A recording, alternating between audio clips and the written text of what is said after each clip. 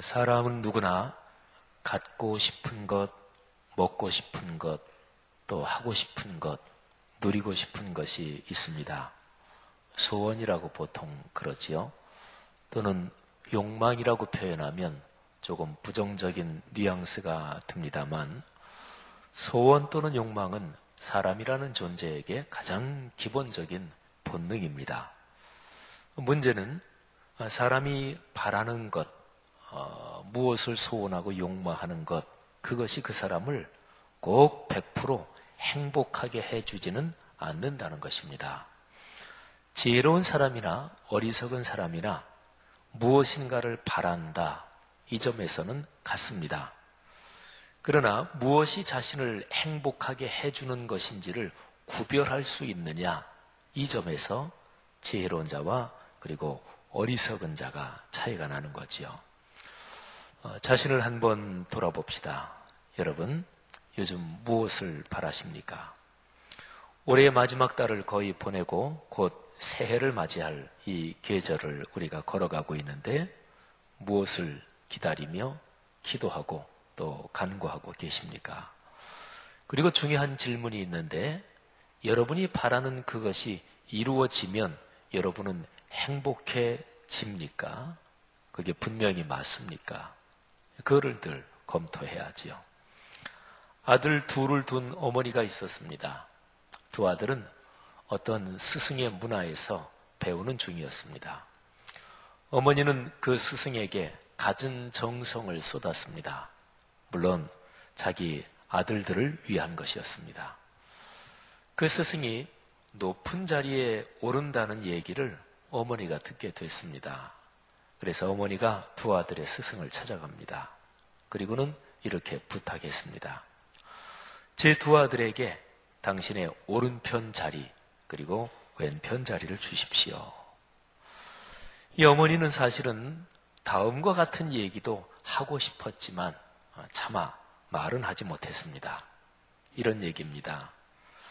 제가 지금까지 얼마나 정성을 다해 당신이 하는 일을 도왔는지 우리 스승께서 잘 아실 것입니다.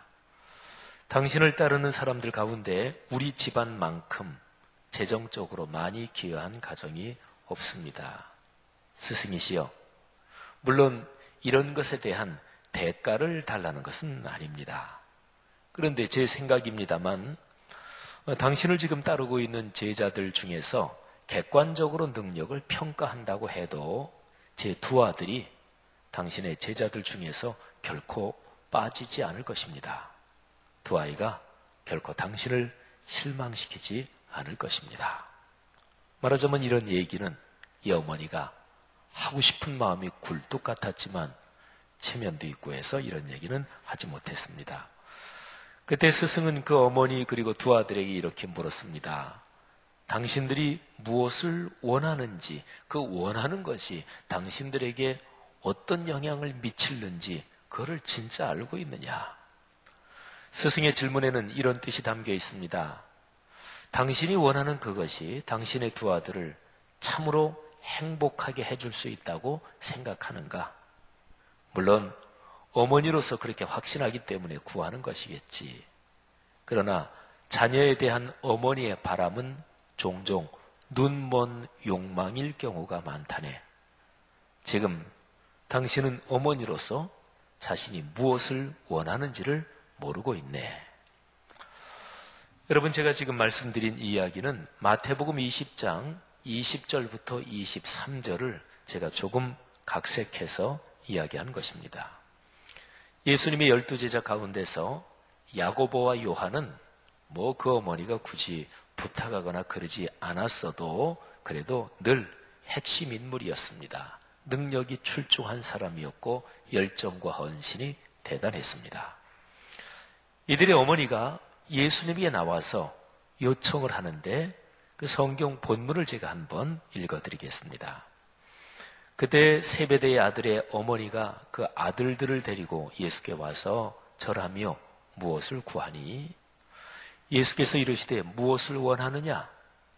이르되 나의 이 두 아들을 주의 나라에서 하나는 주의 우편에 하나는 주의 좌편에 앉게 명하소서. 예수께서 대답하여 이르시되 너희는 너희가 구하는 것을 알지 못하는도다. 내가 마시려는 잔을 너희가 마실 수 있느냐? 그들이 말하되 할 수 있나이다. 이르시되 너희가 과연 내 잔을 마시려니와 내 좌우편에 앉는 것은 내가 주는 것이 아니라 내 아버지께서 누구를 위하여 예비하셨든지 그들이 얻을 것이니라. 아멘. 성도 여러분들이요, 인생에 두 가지 비극이 있습니다. 하나는 원하는 것을 얻지 못하는 것이고, 다른 하나는 그토록 원하는 것을 얻었는데도 행복해지지 않는다는 것입니다. 사람에게 두 가지 안타까운 점이 있습니다. 자신이 자신을 제대로 알지 못한다, 이거 하나 하고, 자기가 자기를 알지 못한다는 거, 이것 자체를 모르는 사람이 너무나 많다, 이것입니다. 삶의 행복은 자신이 누구인지를 제대로 아는 것이며, 거기에 더하여 자신에게 진짜로 필요한 것이 무엇인지 아는 것입니다. 저는 목사로 살아가고 있고 또 교계 활동도 필요한 경우 제가 또 감당해야 할 만큼은 제가 또 당연히 감당을 해야 되는 거지요. 모든 한국 교계 전체가 그리스도의 몸으로서 주님의 일을 해야 되니까. 그런데 제가 한참 선배 되시지요. 이제 은퇴하신 지도 꽤 오래되신 분입니다. 그런데 그분이 거의 은퇴하실 즈음이 다 돼서 한국의 교계 연합단체, 아주 유명한 그 연합단체의 장을 맡으라고 교계 다른 분들이 또 그분 가까운 사람들이 권했던 적이 있습니다. 근데 참 조용하신 그분이 이렇게 거절을 했습니다. 아유, 아닙니다. 나는 그거 맡을 상황이 안 됩니다.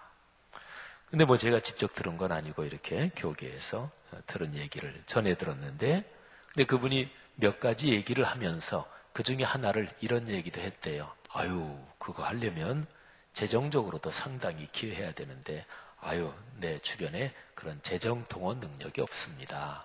이렇게 조용하신 그분이 아주 분명하게 그러나 조용하게 거절을 하셨대요.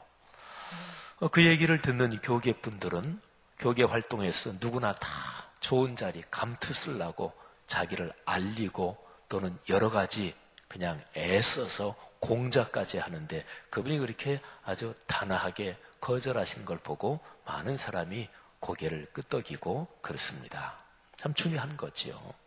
내가 누구인지 또 내게 무엇이 필요한지 이거를 제대로 아는 것, 이게 삶의 행복인 거지요. 보통 편한 말로 말하면 분수를 아는 거지요. 어떤 사람의 몸이 망가지고 있고 그래서 그에게 쉼이 절실하게 필요한데, 정작 그 사람 자신은 자신의 건강에 이상이 있다는 것을 모르고 더 큰 성취를 위해 더 많은 일에 몰두합니다. 그러다가 과로로 몸을 망치고 심한 경우에 인생이 꺾입니다. 자기 몸인데도 자기가 모르는 것이지요. 그런 경우 많지요. 어떤 사람에게 그 일과 그 자리가 그 사람에겐 적합하지 않아요. 그래서 객관적으로 보면 아우, 저 사람이 그거를 사양해야 마땅한데 정작 그 사람은 나처럼 그 자리에 적합한 자격을 갖춘 사람이 없다, 이렇게 생각하고 또 그 자리에 올라야 자신이 행복해진다고 확신합니다. 그러나 그 자리에 올라서 끝내 자신이 불행해지고 다른 사람에게도 해를 끼칩니다. 그러니까 자기가 자신을 모르는 거지요. 여러분은 어떠십니까? 여러분이 바라는 소원, 또 여러분에게 무엇이 진정으로 행복을 가져다 주는지 잘 분별하고 계십니까? 지금 한번 자신을 살펴보십시오. 내가 누구인지, 지금 어떤 상태에 있는지 제대로 아십니까? 내게 참으로 필요한 것이 무엇인지 제대로 알고 또 그렇게 살고 계십니까? 이 질문을 좀 더 넓은 영역에 적용시켜 봅시다. 우리가 사는 사회의 현재 상황은 도대체 어떤 것입니까? 그리고 우리 사회에, 이 한국 사회에 참으로 필요한 것이 무엇인가요? 좀 더 확대시켜 본다면 오늘의 이 세상에 진짜로 필요한 것이 무엇입니까? 하나님은 세상에 필요한 것이 무엇인지 잘 알고 계십니다. 당연하죠. 그분은 전지전능하신 분이니까. 근데 그분이 이 땅에 이 세상에 필요한 것이 무엇인지 잘 알고 계시는 또 하나 아주 중요한 이유가 있는데 그분이 바로 세상을 만드신 창조의 주님이라서 그렇습니다.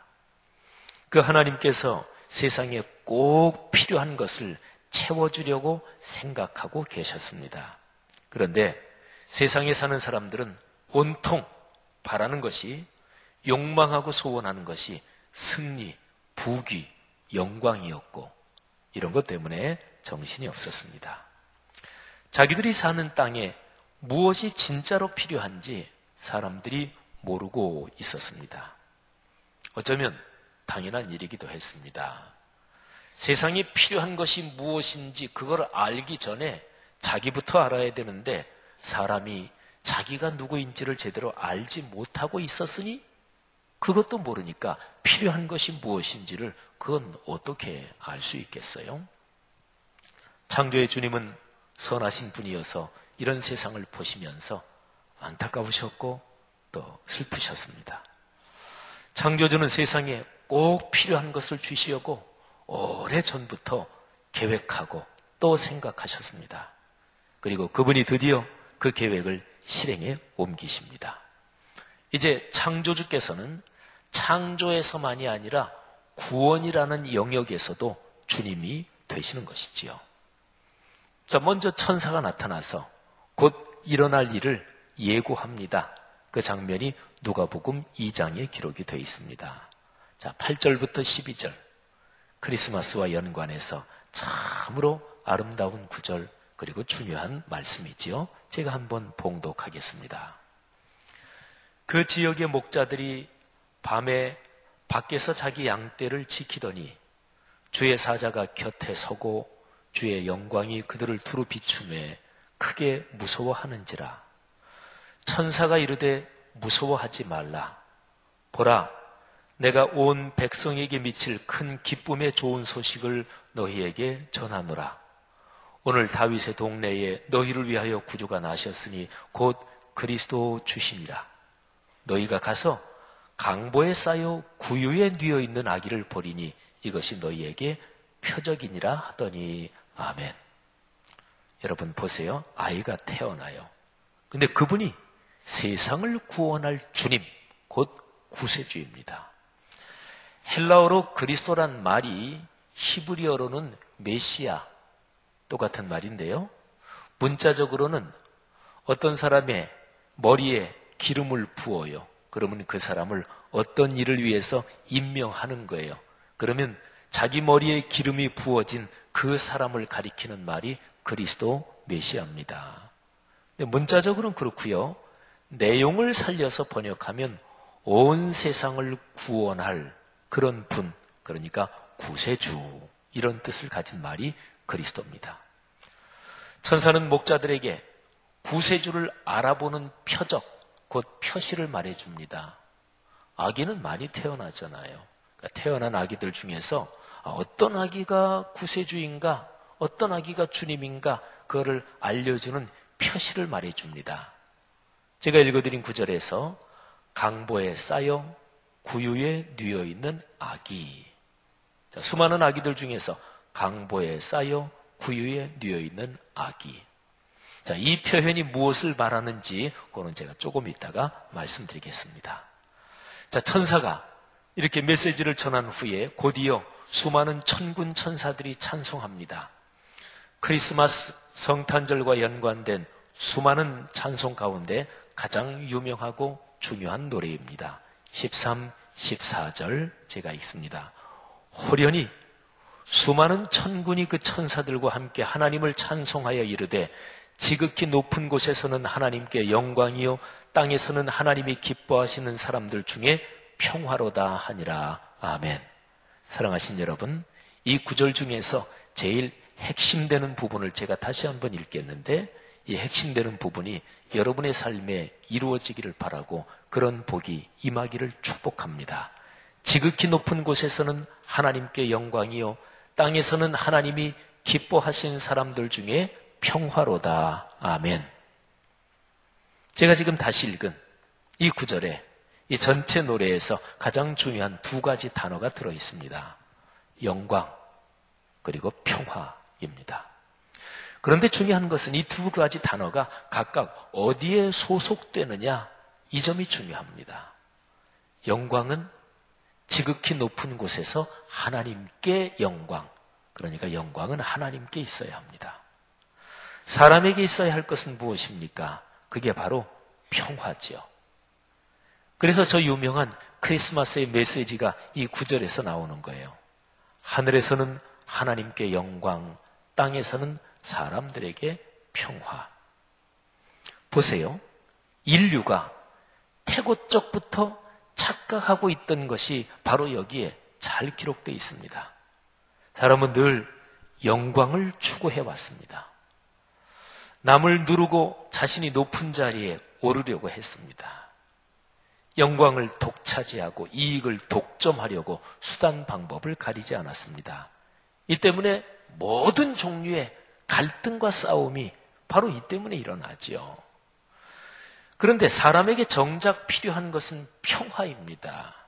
근데 사람들은 이것을 늘 놓치고 살아온 거지요. 사람이 되어서 이 땅에 오신 하나님의 아들은 평화의 소식을 갖고 오셨습니다. 그리고 영광이라는 것이 사람들에게는 독이 된다. 이게 참 위험한 거다. 이거를 알려주러 이 세상에 오셨습니다. 자, 하나님의 아들 그리스도께서 세상에 오시는 모습에 평화의 메시지가 이미 담겨 있습니다. 그분이 입을 열어서 말씀하지 않고 그냥 세상에 오신 모습 그 자체 거기에 평화의 메시지가 이미 담겨 있다고요. 자, 아까 제가 조금 있다가 말씀드린다고 했던 그 내용, 천사가 말한 표적, 이 표현을 다시 한번 봅시다. 자, 천사가 태어난 수많은 아기들 중에서 이 아이가 구세주다, 이거를 알아보는 표적이 강보에 쌓여 구유에 뉘어있는 아기, 이거지요.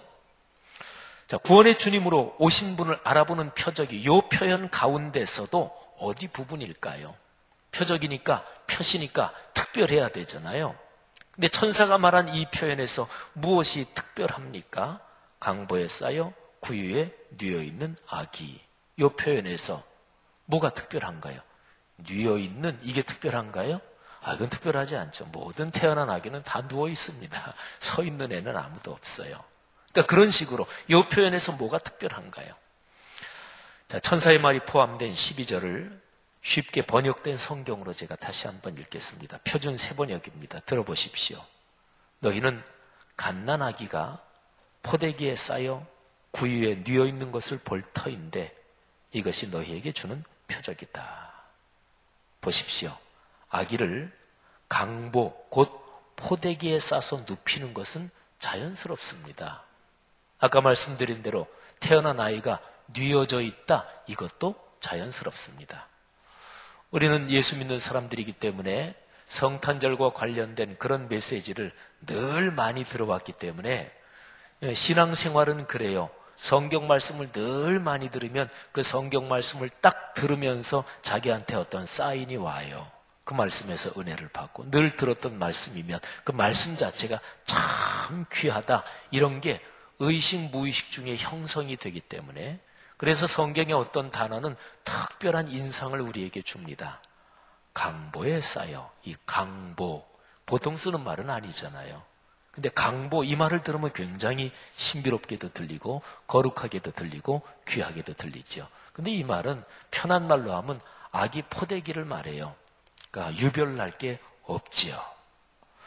특별한 것이 그 표현 가운데 들어있는데 그게 바로 구유.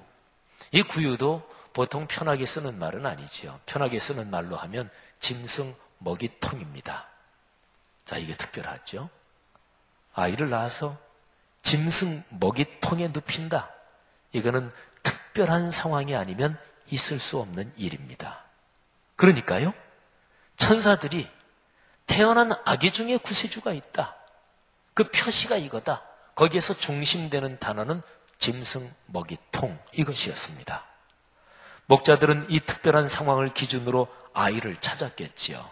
이런 겁니다. 야, 짐승 먹이통에 뉘어있는 아기를 찾자.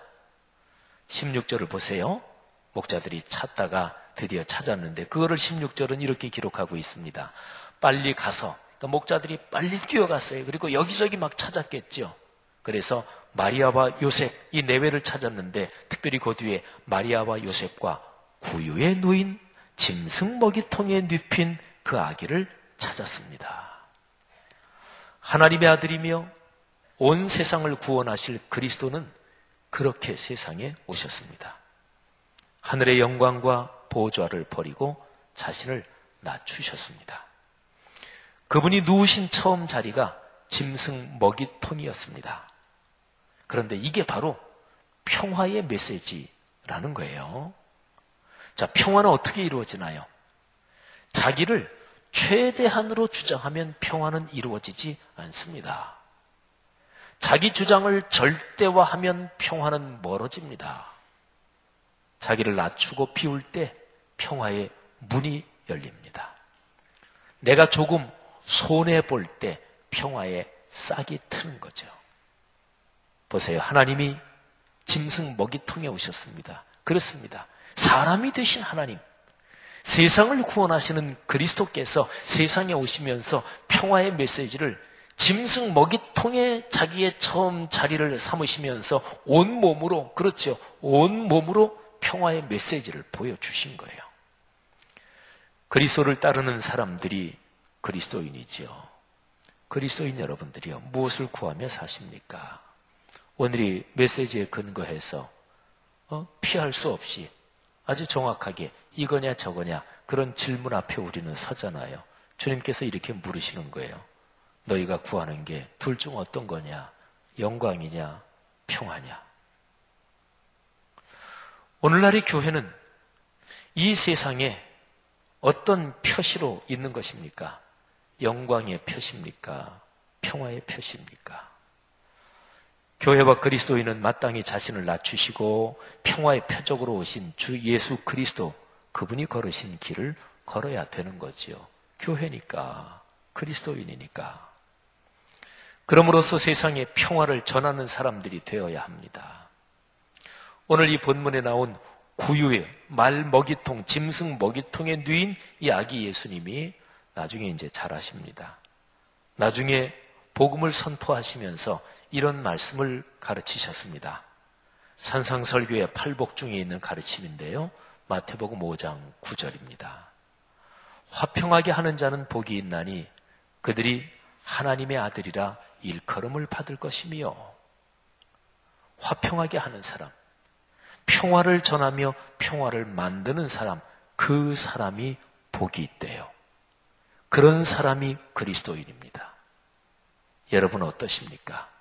인간관계에서 여러분 때문에 싸움과 갈등이 일어나는 그런 역할을 주로 하십니까? 아니면 이런저런 싸움과 갈등이 있을 때 내가 그거를 가능한 대로 화해시키고 그거를 잦아들게 하고 그런 역할을 주로 하십니까? 예수 그리스도께서 그렇게 사셨고 평화를 만드는 피스메이커로 살라고 우리에게 권면하십니다. 그렇게 사는 사람이 하나님의 아들이, 하나님의 딸이 됩니다. 그리스도인은 그들이 주님이라고 부르는 그리스도를 따라 평화를 만드는 사람들로 살아야, 그래야 마땅합니다. 성도 여러분, 마지막으로 목자들의 모습을 보십시오. 오늘 성경 본문에서 목자들에 대한 마지막 구절이 이렇습니다. 누가복음 2장 20절인데요. 목자들은 자기들에게 이르신 바와 같이 듣고 본 그 모든 것으로 인하여 하나님께 영광을 돌리고 찬송하며 돌아가니라. 아멘. 자, 목자들은 하나님께 영광을 돌렸습니다. 오늘 제 설교의 메시지에서 영광은 누구에게 속한다고요? 하나님께 속한다고요. 생각해 보십시오. 목자들은 구세주의 탄생에서 제일 처음 1차로 누구보다 먼저 그 소식을 들은 사람이었습니다. 이 정도면 라이센스 쥔 거잖아요. 헤게모니 쥔 거잖아요. 누가 성탄과 관련해서 얘기하려면 나한테 먼저 물어봐라. 그거 내가 먼저 받았다. 이렇게 주장할 만 하잖아요. 목자들은 그런 주장을 하지 않았습니다. 자기들이 본 모든 것을 하나님께 영광을 돌렸습니다. 하나님을 찬송했습니다. 목자들의 이 모습은 그리스도인이 따라야 할 삶의 모습입니다. 영광을 쫓는 우리 시대의 세태를 넘어서서 평화를 만들며 살아가십시다. 한국교회가 먼저 그렇게 살아서 우리 사회에 평화가 넉넉해지도록 이 땅의 그리스도인마다 그렇게 결단하고 살게 되기를 간절히 소원하며 이 성탄의 기쁜 계절 걸어갈 수 있기를 주의 이름으로 축복합니다. 기도하겠습니다.